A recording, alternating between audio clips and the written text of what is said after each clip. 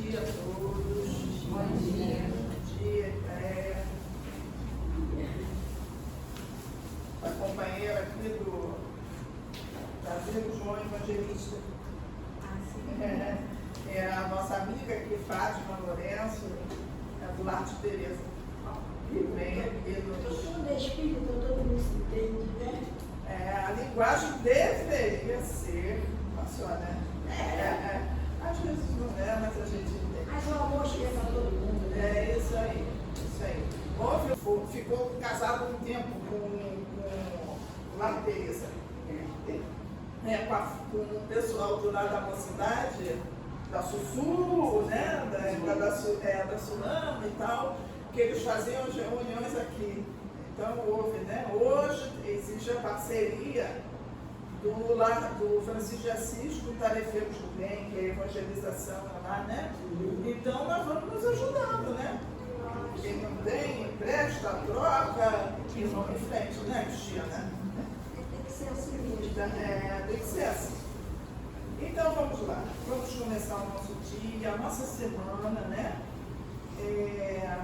Com a mensagem do livro Caminho, Verdade e Vida, por Emmanuel,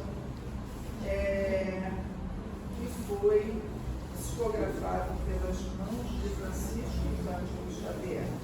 A lição é a de número 84, tem como título Levantemo-nos. E João, no capítulo 14, versículo 31, nos diz: levantai-vos, vamos daqui. Isso são palavras de Jesus.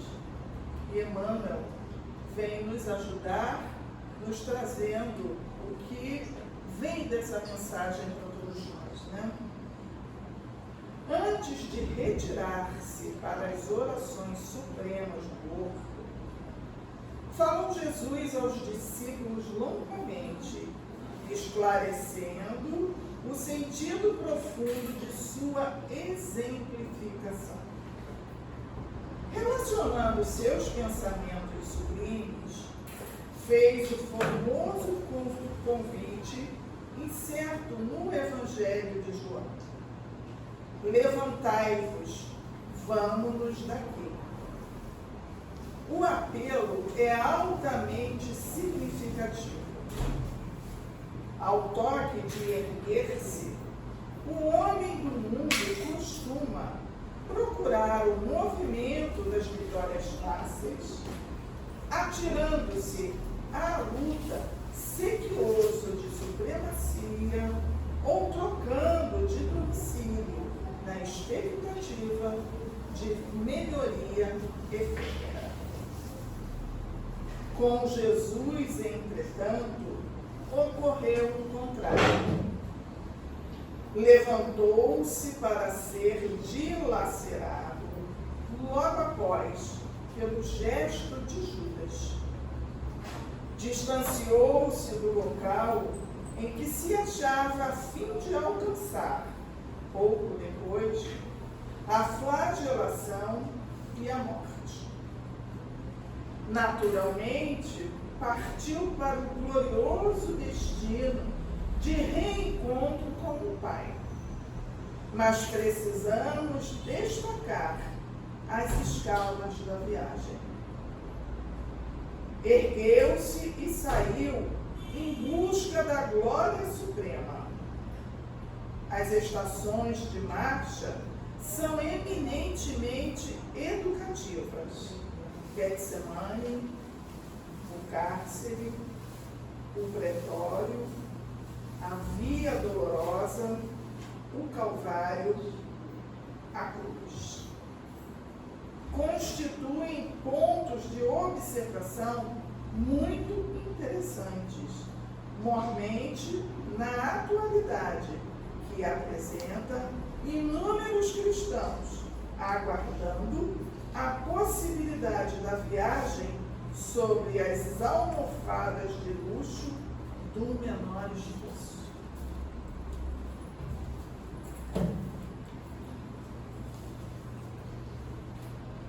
E assim como esta leitura, Emmanuel nos chamando a nossa nossa atenção que realmente, sem esforço, né?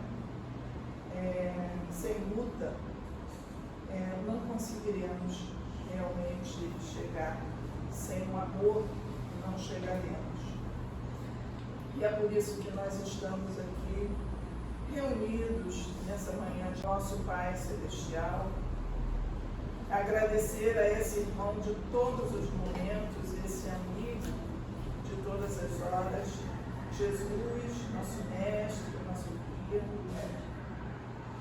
A esta casa que nos acolhe, nosso agradecimento eterno a Francisco de Assis, aos seus mensageiros, a São Roberto, que deixa essa obra para todos nós. A casa de Francisco é a casa de todos nós.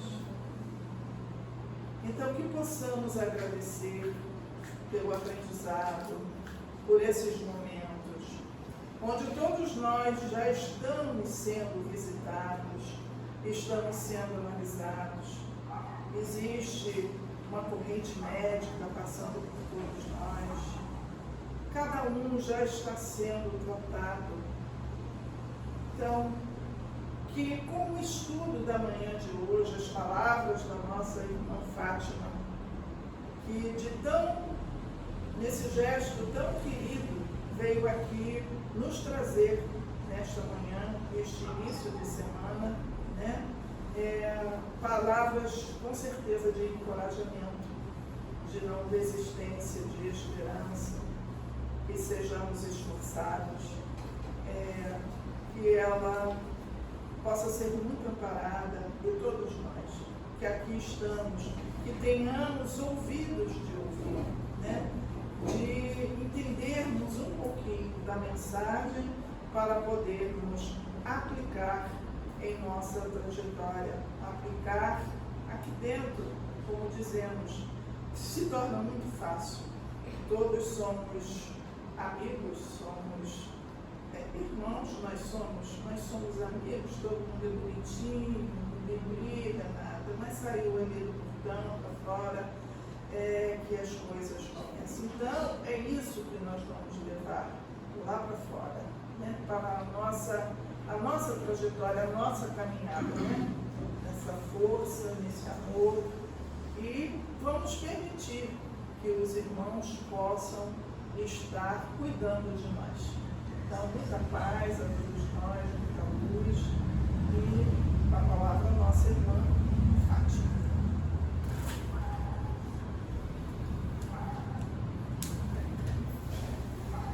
Olá, bom dia. Pode descer?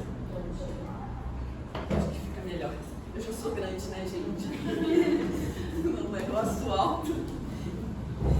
Assim, as minhas primeiras palavras são sempre de gratidão e de muita emoção de estar nessa casa. É uma casa muito querida. Eu sempre sinto uma energia muito gostosa aqui. E um calor, uma receptividade muito agradável. Então, agradecer a Deus a oportunidade, agradecer a vocês o carinho da receptividade. E sobretudo no mês de dezembro, não é? É um mês especial do calendário para nós. Convencionou-se dizer que foi no mês, na data de 25 de dezembro, a vinda do Cristo. Sabemos que historicamente talvez nem tenha sido. Mas o que vale é o que fica. O que vale é aquilo que está nos nossos corações. E entre dezembro, o nosso coração e a nossa mente se ligam em algo maior. Sempre. Sempre. É uma época diferente. Então, que possamos desfrutar disso. E nessa manhã, vamos estar refletindo sobre os ensinamentos de Jesus, né? E, gente, assim, falar sobre esse versículo, o próprio Cristo já diz, aí está toda a lei e os profetas. Então a gente já tem uma ideia da abrangência que é isso, né? Não dá para a gente, assim, querer abarcar tudo isso. Porque por trás disso aí, né? Qual foi esse contexto lá no Evangelho de Mateus? a gente vê esse versículo, ele vem logo depois de alguns questionamentos de Jesus com relação aos saduceus, sobre ressurreição, e depois os fariseus. Ou seja, Jesus estava num contexto em que ele estava sendo testado pelas autoridades religiosas da época e também observado. Não só testado, porque entre aqueles homens, com certeza, também existiam aqueles que estavam com o coração, sabe, assim, e com a mente um pouquinho aberta para dizer assim, esse homem, ele tem algo diferente. Então a gente também não pode sempre achar que todos os fariseus ou que todos os saduceus queriam sempre o mal de Jesus, né? E ele estava também com as pessoas do local. Então os fariseus vão perguntar a ele sobre isso, o maior mandamento. E aí Jesus diz, amarás a Deus de todo o coração, de toda a alma, de todo o entendimento. O que Jesus está dizendo aí? Está repetindo o Deuteronômio para eles. Então está repetindo a lei.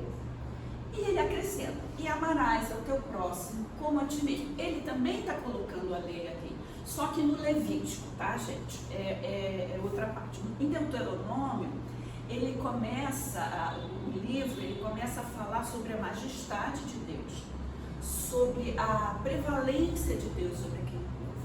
E no Levítico, o que a gente vai ter ali? A gente vai ter instruções de Moisés para o povo como um todo, tá? Para a sua convivência entre si, mas também tem algumas informações sobre outros povos que não os hebreus, porque naquela época todos viajavam a pé, então havia sempre esse contato muito mais próximo do que hoje. Hoje cada um pega o seu avião, antigamente não, e havia rotas. A gente vê nos filmes aquelas caravanas, cruzavam-se terras e havia um código de ética, ético-moral para os relacionamentos. Então Jesus vai dizer naquela oportunidade para eles lembrar isso. E aí ele diz, aí está toda a lei e os profetas. Quando ele disse isso para aqueles homens, e como ele disse isso quando a gente pensa sobre isso hoje também, gente, é muita coisa. E depois a gente vai passar um pouquinho mais à frente, o novo mandamento que Jesus dá, que está lá em João. A gente ainda vai chegar lá, tá? Mas aí a pergunta que fica, né? Amar a Deus sobre todas as coisas e ao próximo, como a si mesmo. Aí a primeira pergunta, eu acho que a gente tem probleminhas aqui. E quando eu falo isso, eu falo por mim mesma. Nós temos probleminhas aqui. Primeiro, a nossa... o que a gente entende? O que é Deus para nós ou quem é Deus para nós? Por que faz? Por que você está falando disso? Porque o Livro dos Espíritos, ele foi muito avançado quando Kardec pergunta o que é Deus. Mas a nossa bagagem cultural e religiosa não é essa pergunta, é quem é Deus. Não é verdade? A nossa história é disso, do Deus vingativo, do Deus como assim, o Deus para nós durante muito tempo. E aí a perguntinha que eu já deixo de dever de casa: será que essa noção de Deus ainda está dentro de mim? Pronto, já fiz a perguntinha, já joguei para vocês, vocês pensem em casa. Então, sobre a gente sempre colocou todas as nossas tendências, tudo aquilo que a gente sente, tudo aquilo que a gente é para Deus. Então essa é a nossa visão histórico-cultural. E poderia ser diferente? Não, não poderia, gente. Porque a nossa inteligência, as nossas emoções, elas trabalham com aquilo que a gente conhece. Só que vem Jesus e quebra esse paradigma. E depois a pergunta de Kardec vai aumentar ainda isso. O que é Deus? Inteligência suprema, não é isso? Causa primária de todas as coisas. Então, isso daí também já é uma coisa que a gente precisa refletir muito, porque, falo novamente por mim, a gente não tem um alcance total disso. Não tem. A gente tenta compreender, mas não tem, não consegue abarcar isso. A nossa inteligência não consegue ainda abarcar completamente o que seja Deus. Por isso Jesus veio, para ensinar para a gente algumas coisas. Então, esse é o primeira questão do nosso problema. A segunda é o verbo, amar. Porque aí diz, amar a Deus e amar ao próximo. O que é amar?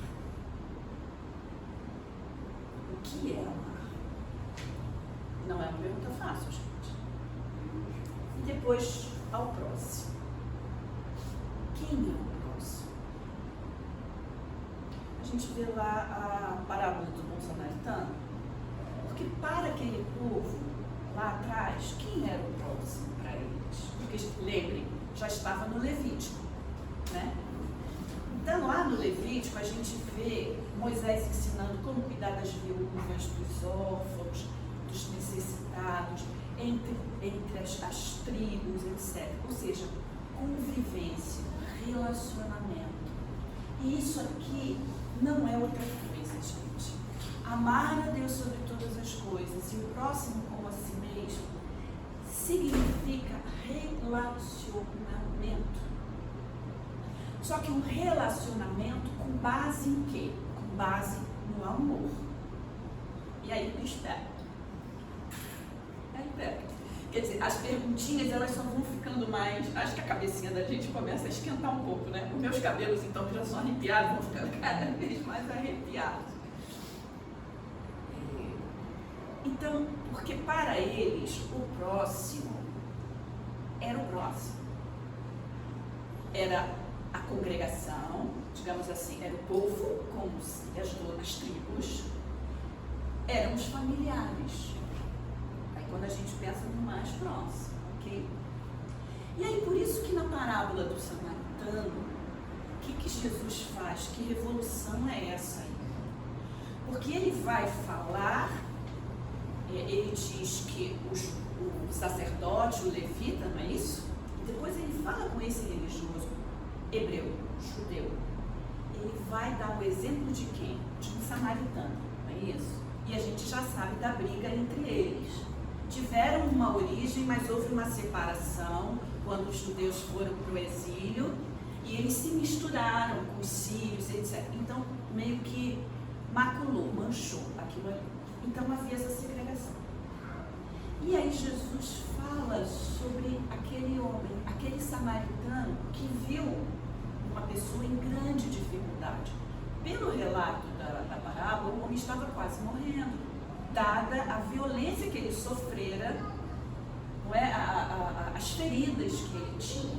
Então, era uma criatura em extrema necessidade num momento crucial da sua vida. Poderia estar à beira do desencarne. E alguém se compadece, um samaritano se compadece. E aí a gente pensa, o que será que... Porque aquele samaritano, ele não quis saber quem era. Ele viu um homem em extrema agonia e necessidade. E ele deve ter pensado, e se eu estivesse no lugar? Percebe? É isso que passou na cabeça dele. E se fosse eu, se trocasse os papéis? E aí, ele nesse impulso, ele vai e age.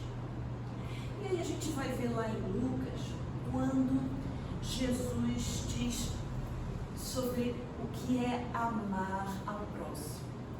Aí isso já começa a clarear, porque a nossa noção de amor é muito restrita ainda. E aí Jesus vai dizer o quê? O que é amar ao próximo? É o que quando ele dá essa palavra, é o que esse samaritano fez. Se colocou no lugar do outro e fez para o outro o que gostaria que fizessem com ele. Percebem? Então o que acontece? A lei que quando a gente se depara com ela, como nós começamos, fica assim, confusa. O que Jesus veio fazer? Jesus veio ensinar na prática, no dia a dia, nas coisas simples da vida. E como o amor de Deus é universal, mais um motivo para a parábola colocar um judeu e um samaritano, que hoje nós poderíamos simbolizar atualmente agora, né? Um russo e um ucraniano, por exemplo. Se a gente trouxer para esse momento específico, ou, vamos dizer, nós, cidadãos honestos, trabalhadores, com um grande corrupto que de repente se lança e causa tanto mal ao país. Vejam que a lei, ela é única e ela se aplica a todos. O diferencial é a nossa disponibilidade para agir segundo a lei. Só que para que a gente aja segundo a lei, é necessário que algo aconteça no nosso coração. É necessário que a gente desperte para ela. Porque senão vai ser como os fariseus faziam.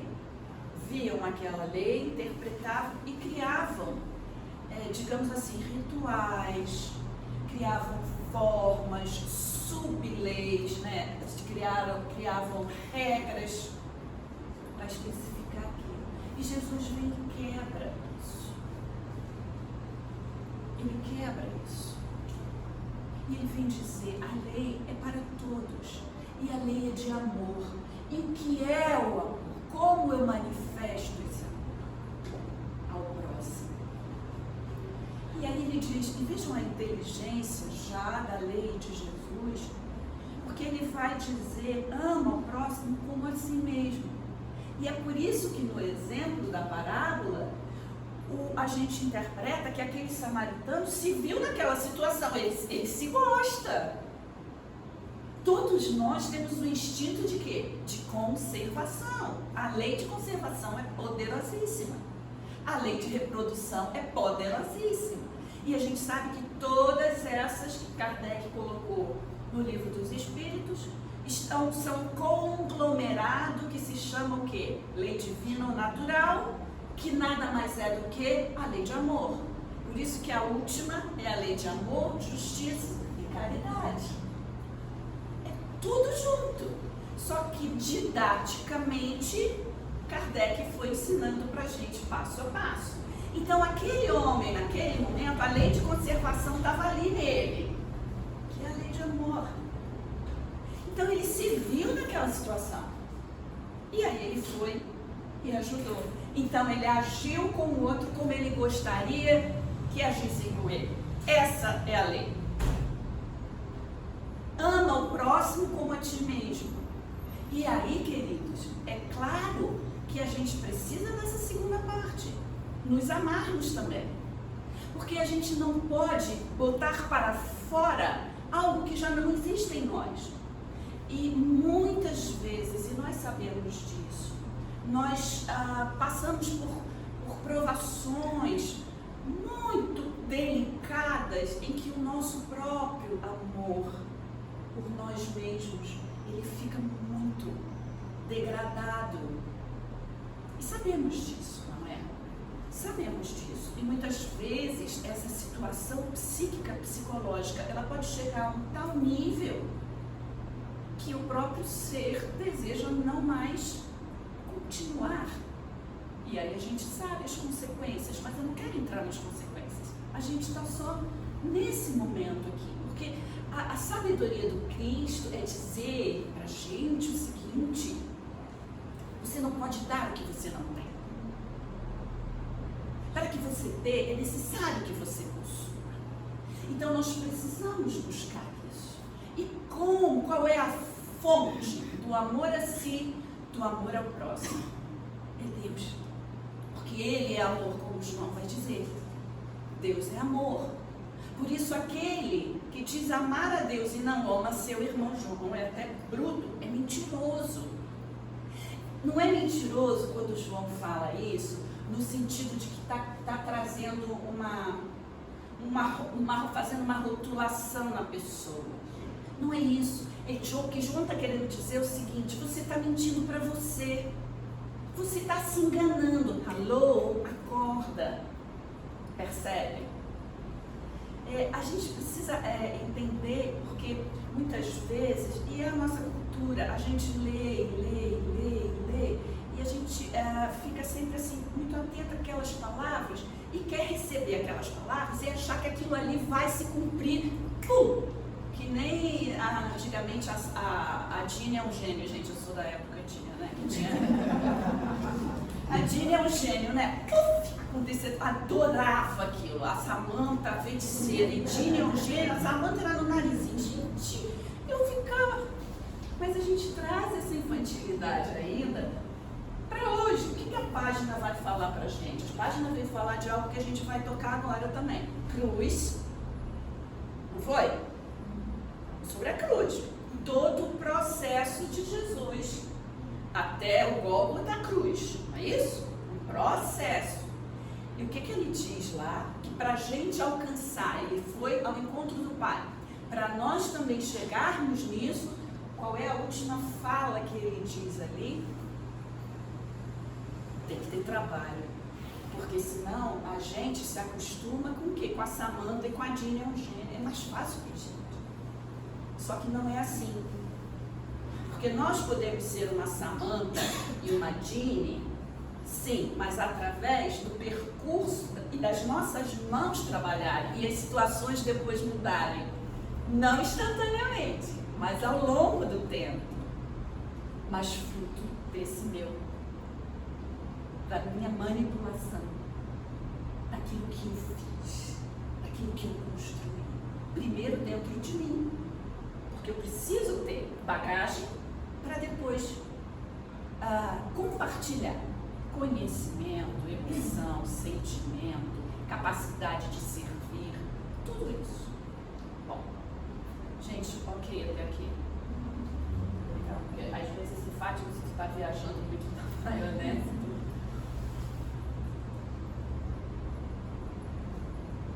Aí agora, a gente vai passar por uma outra fase. Vejam que o sarrafo só vai aumentando, né? Como o pessoal diz no esporte, né? Jesus, lá no Evangelho de João, nos últimos ensinamentos, um pouquinho antes dessa passagem aí, né?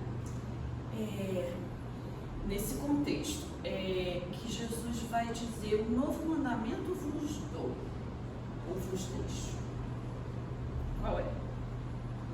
Que vos ameis uns aos outros de qualquer jeito, como eu vos amei.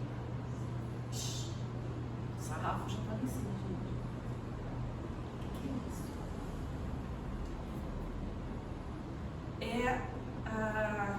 Aqui a gente vai iniciar a questão da cruz. Todo mundo fala, né, na cruz. É uma maravilha, assim, aquela coisa assim, que para mim é muito assim, uma imagem muito masoquista, sabe? Porque a gente só vê a imagem, mas a gente não percebe o que está por trás, a grandeza daquilo ali. Por quê? Quando a gente vê a imagem da cruz, né, nós temos aqui dois vetores, digamos assim. Eu vou usar a palavra que eles utilizaram ali, que foi estaca de madeira, né, gente? Aquilo ali é estaca de madeira. Então, duas estacas fincadas, uma na vertical e outra na horizontal, correto? Sendo que, o que segura aquela estaca na horizontal? É a estaca vertical, porque ela se encaixa, correto? Se não tiver a estaca vertical, como é que você vai fixar uma estaca horizontal? Certo até aqui? Então, qual é o simbolismo disso? E isso todos os historiadores, os estudiosos falam. Essa estaca, essa madeira vertical, ela significa, o vertical é a relação do homem, e no caso o Filho do Homem, o Cristo naquele momento, com o Pai. A relação, amar a Deus sobre todas as coisas. A estaca horizontal, que tem que tem como apoio, que tem como sustentáculo a vertical, é a relação dos homens uns com os outros. Tá? Então a gente percebe aqui que quando Jesus diz eu vim cumprir a lei, o que ele está querendo dizer naquele momento? Ele ali naquele momento, ele está cumprindo a vontade de Deus, que é o amor a Deus, que o fez chegar àquele momento. Mas ao mesmo tempo, ele está também expressando o seu amor, a sua dedicação para todos os homens. E vejam que interessante, nada é por acaso, né? O que aconteceu com os discípulos, à exceção de João e Maria, e talvez Maria Magdalena? O que aconteceu com os outros? Deram com o pé. Perna para que te quero. Todo mundo vazou, correto? E quem estava do lado dele? Dois ladrões.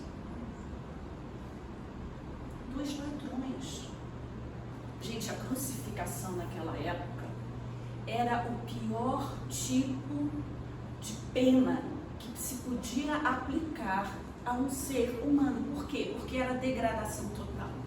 Era a infâmia total. Dizem assim, quando algum indivíduo era crucificado, para a sociedade da época, e mesmo incluindo romanos, os judeus e todos, a mensagem era, você é o resto do resto. Você não é digno de nada, por isso você está sendo crucificado. Era esse o significado humano, e vejam o significado espiritual. Como é, né? Como é diferente. E vejam que Jesus está, por isso ele está com dois ladrões. Porque era o resto da sociedade. Era o que a sociedade tinha como pior. Então, esses eram os companheiros dele. E os braços estão estendidos. E a gente vê que tem um diálogo ali. Não é? Aquele que se comove, que pensa, nossa, esse homem não é como eu. Esse homem não deveria estar aqui, mas ele está. E Jesus diz para ele que ainda hoje estarás comigo. E o outro não se manifestou, mas creem vocês que se o fez, ou mesmo o próprio coração compadecido do Cristo por ser companheiro naquele momento, não o ajudou também? E não tem ajudado ao longo dos milênios? E aí a gente vê uma outra fala, né?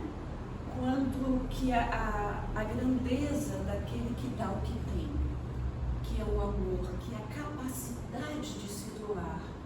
Porque Jesus, um pouco antes, né, de dar ele o último suspiro, ele diz com relação a todos aqueles que estão ali, Pai, perdoa-os, porque eles não sabem o que fazem. Não é isso? E vejam que para chegar a esse momento, tudo é um processo, como Emmanuel diz ali. Vamos voltar, vamos rebobinar a fita. Sou velha, gente, fita. Tudo, porque agora é... Né? Vamos rebobinar a fitinha, quem é jovem aqui não sabe, mas enfim, a gente rebobinava a fita. Vamos chegar lá ainda no horto, tá? O que Jesus foi fazer lá? Ele estava lá orando, não é? E os discípulos, o que fizeram? Dormiram, estavam cansados. A gente, vamos combinar, né? Eles são a gente. Se a gente estivesse lá, ia ser igualzinho. Dormiu. Ele estava orando. Ele sabia que ia chegar naquele momento. Para que ele fosse o sustentáculo dos homens e da humanidade, ele precisava ser sustentado pelo Pai. Veja, sim, né? Simbolismo. E tem uma hora que ele diz o quê? Que está registrado lá. Pai, se for possível, Afasta de mim. e logo em seguida ele diz, mas seja feita a tua vontade. Então vejam que é o humano que vem, mas o Cristo pula logo depois é o Cristo, o Espírito Crístico, que diz, não, é assim que tem que ser. Então vejam como que tudo é um processo. E Jesus está mostrando nesse momento a sua humanidade para se aproximar de nós. Porque até ali ele teve também. Ele precisou dos discípulos, dizendo assim, ele sabia o peso que era, e falou assim, fica comigo. 3 só, né? Pedro, Tiago e João. Ele nem ficava com todo mundo, ele escolheu aqueles que ele disse assim, provavelmente por questão energética, por afinidade com ele, eram mais próximos, eles vão também me ajudar. Vejam, isso é um exemplo para nós. Cristo aí também está dizendo, na sua humanidade, está dizendo, precisamos uns dos outros. E vejam que interessante, por que a gente vai trazer isso dentro para que a gente possa cumprir isso?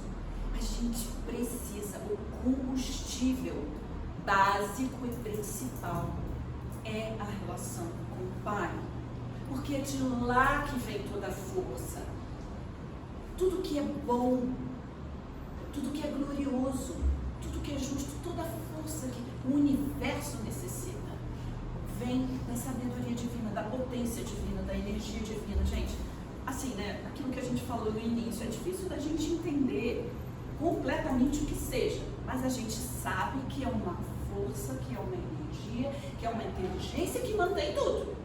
Mantém tudo. E aí, vejam que interessante, vamos examinar agora ainda, porque tem a ver, a oração que Jesus ensinou a nós. São 6 versos, basicamente. 3 e 3, que a gente dividiu. O que a gente, como que ele começa? Os discípulos pediram a ele para que ensinasse, porque era muito comum se fazer oração, mas eram aquelas orações, né? Mas os discípulos naquele momento, eles já estavam tão acostumados com Jesus e viam que Jesus tinha aqueles momentos. Se a gente pegar então o Evangelho de Lucas, a gente vê várias vezes Jesus retirou-se para orar. E Jesus retirou-se para orar. Era uma constância, e sempre antes de qualquer coisa, ele havia orado.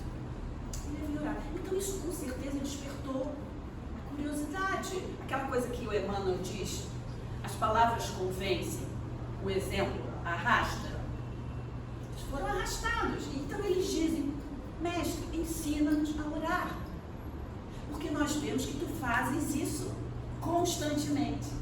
E normalmente de uma forma isolada. E aí Jesus vem. Aí os primeiros 3 versículos, né? Pai nosso que estás no céu, santificado seja o teu nome. Venha a nós o teu reino. Seja feita a tua vontade. Correto? Não é isso? Esses 3 aqui, nesses 3 versos, quem é o personagem principal? Para quem que Jesus está orando? O Pai. O Pai. E ele está orando de que forma? Primeiro, reconhecendo a soberania divina. Mas vejam, ele em momento algum disse, meu Pai. Ou como era comum, porque como se orava a Deus antigamente, né? naquela sociedade. Não se dizia a palavra de Deus, mas se dizia o Onipotente, o Senhor dos exércitos. Isso, era assim que se iniciava. Era assim. E Jesus inicia como Pai nosso, não meu Pai. Poderia. Gente, poderia. Tinha toda a autoridade para chegar e dizer, meu Pai, tinha um relacionamento. Tanto que ele diz, eu sou o Filho de Deus, meu Filho amado. Poderia. Mas ele diz, Pai nosso. Ou seja, ele nos chama a todos. Ele diz assim, olha, isso daqui que eu tenho, vocês também têm. Vocês também podem ter. Então essa é a primeira sacação que Jesus dá para eles. E aí ele começa a engrandecer o nome de Deus. Venha o teu reino, se estabeleça na terra como é no céu. Ok? quê? Para que a gente comece a compreender a lei, o que é, e a se movimentar nela. E diz, seja feita a vossa vontade. Vamos para a cruz. O que Jesus está fazendo lá? A vontade do Pai. Não é? Está cumprindo a vontade que Ele ensinou aos discípulos antes. Aí depois, o pão nosso de cada dia nos dai hoje. Perdoai as nossas ofensas, assim como nós perdoamos aqueles que nos têm ofendido, os nossos ofensores. E não nos deixes cair em tentação. Não é isso? Aí agora Jesus está trazendo isso para quem? Quem é esse sujeito aí que Jesus está falando? Somos nós. Somos nós. Vamos na cruz novamente.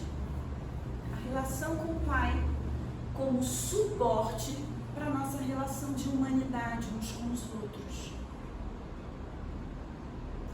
E vejam, quando Jesus vai dizer, né? O pão nosso de cada dia nos dá hoje, isso pra gente assim, parece pouco, até porque a gente no final do mês cada um tem seu salário, não é verdade? Mas como que era antigamente para aquele povo? Não era assim. Eles recebiam por dia de trabalho. E mais, era muito comum não ser pago em moeda, porque era comunidade simples. A moeda ficava para os pobres, eram em mercadorias, era uma sociedade agrária, era troca de trigo, era troca de mercadorias que garantisse o sustento. E isso era todos os dias. Então, ele ia ao trabalho, o seu esforço, a sua dedicação, volta para a página do Emmanuel, esse esforço diário para ter isso. E aí a gente volta lá quando Jesus ensina para eles, não vos torneis ansiosos, não é? Então Jesus está dizendo isso para acalmar o nosso coração. Para acalmar o nosso coração. Que o Pai providencia as nossas necessidades. E aí perdoa, não é? As nossas... O que Jesus diz lá na cruz? Perdoa, eles não sabem o que fazem. Vejam que ele está mostrando ali, olha, o que eu vou passar lá na cruz, sozinho eu não passaria. Mas eu vou conseguir porque eu tenho essa oração no coração. E às vezes a gente ora, a gente faz a oração do Pai Nosso e a gente não percebe, ficou repetitivo. Não é ruim, mas ficou repetitivo. Mas quando a gente começa a pensar, a raciocinar que tudo que Jesus fez não foi só fala, mas teve logo a seguir o exemplo, isso fica mais próximo da gente.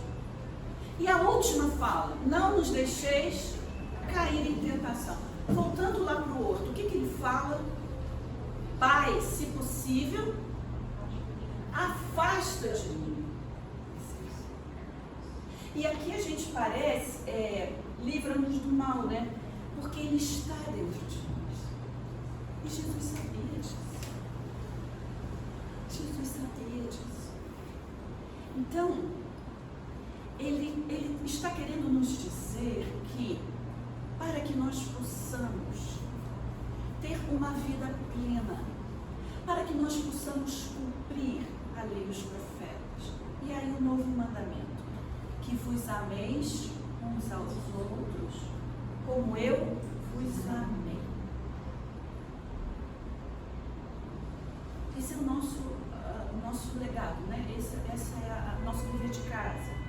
Por quê? Porque ele está dizendo, olha, vou trazê-los novamente à cruz, toda essa dificuldade. E cada um de nós, quem quiser vir a mim, tome a sua cruz e siga. Vejam o processo, o caminhar. Mas ele está dizendo, não vai, venha, vai, segue. Não, me siga. Eu estou presente. Eu vou ajudar. Eu estarei orientando. Então, quando ele diz, amai-vos uns aos outros como eu vos amei, é nesse sentido. Ama e compartilha o seu próprio amor ao ponto da renúncia. E o que o Evangelho vai nos falar também sobre a abnegação e a renúncia? Como o quê? Como as chaves para que a gente consiga cumprir o quê? A lei de amor, justiça e caridade. E como que a gente vai fazer isso?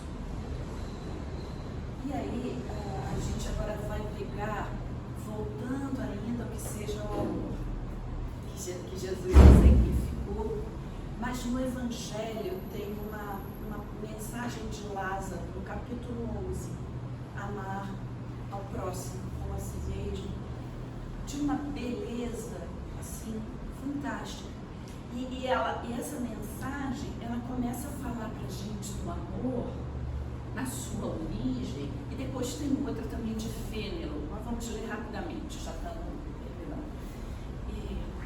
fala do que é isso, como que é isso, como que é essa construção, como que eu posso chegar a esse momento de cumprir o mandamento de Jesus, amai-vos uns aos outros como eu vos amei, que significa o quê? Estar apto à abnegação e à renúncia, que Francisco viveu de forma esplendorosa e alegre e feliz.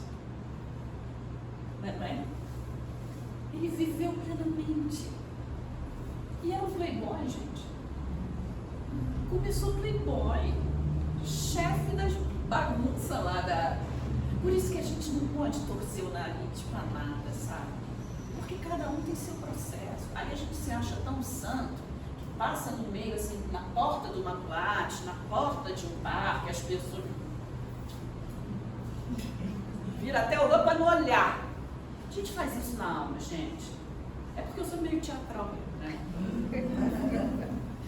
Vamos lá. Então, o que Lázaro vai ajudar a gente aqui sobre isso? Amar.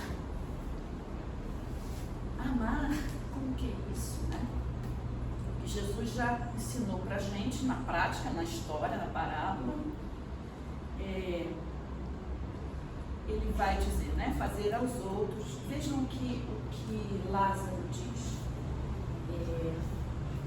O amor resume a doutrina de Jesus toda, inteira. Por quê? Porque foi o que ele exemplificou. Não é só a vida, a vivência, o exemplo. Visto que esse é o sentimento por excelência. O que ele está querendo dizer aqui? O sentimento por excelência, ou seja, é quando o sentimento chega ao maior nível, tá? Tem várias graduações de sentimento. Quando ele chega no maior nível, no maior patamar, para quem gosta de futebol é uma palavra, no maior patamar é o amor. É isso que ele está querendo dizer. E os sentimentos são os instintos elevados à altura do progresso feito. Então ele está falando aqui de duas coisas, gente. Primeiro ele diz que o amor é um sentimento? É. Mas qual é a graduação do amor? É o sentimento do nível mais elevado. Mas tem outro tipo de sentimento também. Mas só que é no nível inicial. O que é que ele está falando aqui? São os instintos elevados à altura do progresso feito. Então a gente, dessa fala dele, a gente pode então deduzir que o instinto é um amor em potencial? Ambos são sentimentos. Ele diz aqui que o instinto é ainda elevado à altura do progresso. A gente vê isso nos animais. A gente vê isso nas plantinhas. Que aqui tem mãe. Qual é o instinto delas? Eu quero o quê? Eu quero luz. Não é? Eu quero aguinha. Eu quero comidinha. Que é o quê? Quando a gente aduba. Instintivamente, eu quero bem. para mim. Mas o que faz também uma plantinha linda, vigorosa?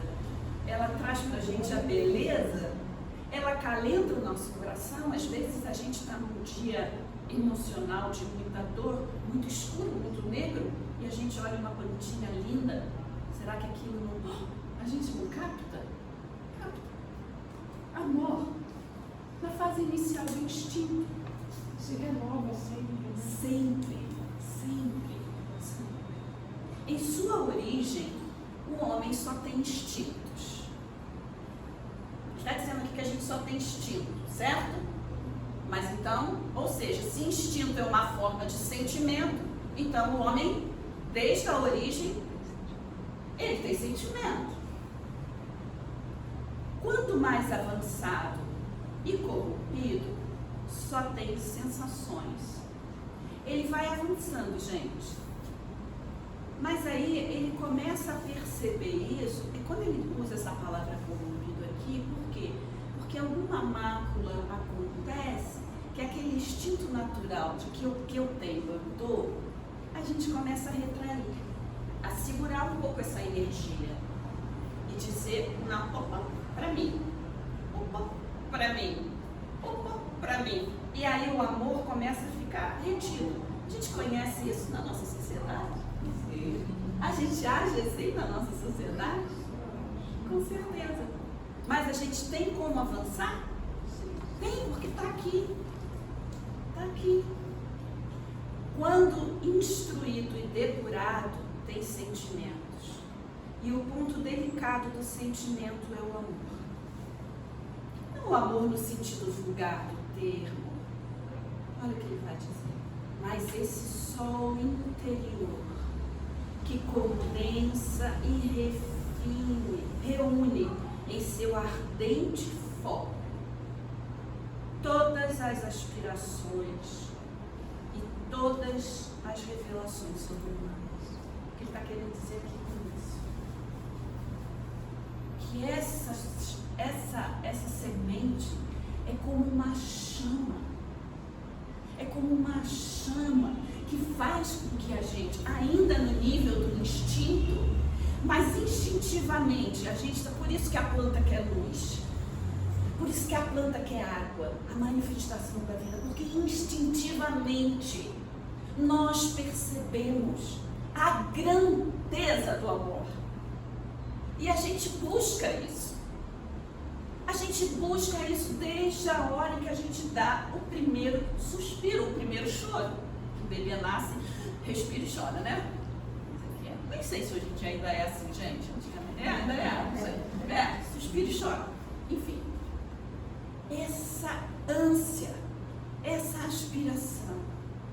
Então, quando a gente olha o exemplo de Jesus, quando a gente olha o exemplo de Francisco, nós às vezes dizemos assim, ai, mas isso é tão distante, ai, mas eu não vou conseguir. Volta para a página do Emmanuel. É um roteiro, é um processo. Temos as condições para tal. Temos as condições para tal. E nós, então, que estamos aqui, nos debruçando sobre a doutrina, que vem nos trazer tanta coisa, que a gente possa utilizar a bênção desses esclarecimentos, não para ficar apenas na nossa mente. É necessário que ilumine a nossa mente, com certeza. Senão, a gente não entende, a gente vai ser que nem boi, seguindo lá com o batedouro. Não, está todo mundo indo, eu vou. Não é assim. A gente tem que entender, tem que compreender. Mas, antes e sobretudo, é necessário que essa chama aqueça o nosso coração. Que esses ensinamentos despertem em nós o desejo de conseguir. Sabe? E a força necessária para perseverar. Porque não adianta só a gente desejar conseguir. A gente precisa da força para perseverar, porque as dificuldades, o caminho da cruz. O caminho da cruz. Jesus saiu do pretório até chegar ao Gólgota. Passou por aquela cidade. Né? Quem já foi a Israel fazem, né, aquele percurso todo. Né? Então, assim, que isso se torne realidade, que a gente possa realmente estabelecer essa relação amorosa com o Pai uns com os outros. A gente aspira tanto uma sociedade mais justa. A gente deseja tanto que as diferenças... Então, hoje em dia, há lutas imensas com relação a isso. Como que isso está sendo dentro de mim? Que pequenas renúncias eu preciso fazer para que isso chegue à realidade? Porque a gente acha que isso daí vai vir do outro, que isso daí vai vir dos políticos, que isso daí vai vir dos governantes. Não vai, gente. Não vai. A gente tem que abrir essa chama dentro do nosso coração.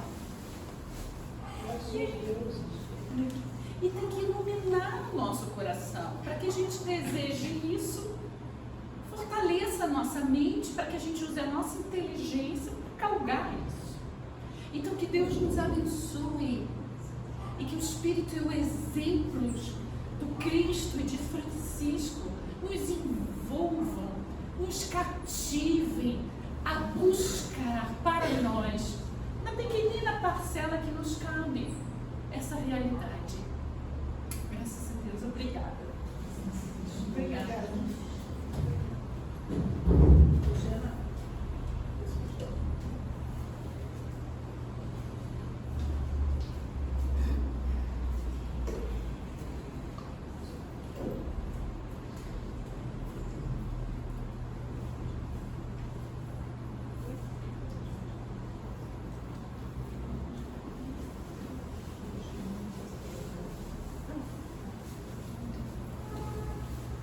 Gente,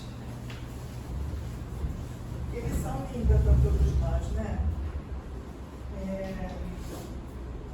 Temos trazido desses ensinamentos de Jesus, né? Quando a Fátima nos trouxe, isso é apenas uma sugestão para quem quiser dar uma olhada mais profundamente. No Evangelho segundo o Espiritismo, lá no capítulo 28, na coletânea de preces, tem lá uma parte, logo no início, onde ele traz a oração dominical, ele vai frase por frase, ali trazendo para a gente, né, a mensagem de cada frase daquela. Então, como a Fátima deu um exercício de casa, a gente dá outro. Vamos lá no coletânea de preces, né, ver a oração dominical. E vamos lá no capítulo 11 para ver essa mensagem de Lázaro, que é realmente magnífica. Tá? E nos ensina, nos explica muitas e muitas coisas das nossas. E a cada dia nós vamos tirando as nossas dúvidas com toda certeza. Vamos ler 1, 2, 3, 10 anos, né? E vai por aí afora. E um belo dia a gente diz, caiu a ficha, agora entendi. Tá? Então, não vamos gerar nisso ansiedade, né? Que é o que não adianta sermos ansiosos. Porque nos traz muitas dificuldades a ansiedade. Então, que possamos, a partir desse momento, agradecer imensamente ao nosso Pai pelas oportunidades concedidas a cada um de nós aqui, encarnados, e os desencarnados que aqui estão participando conosco desta manhã de domingo.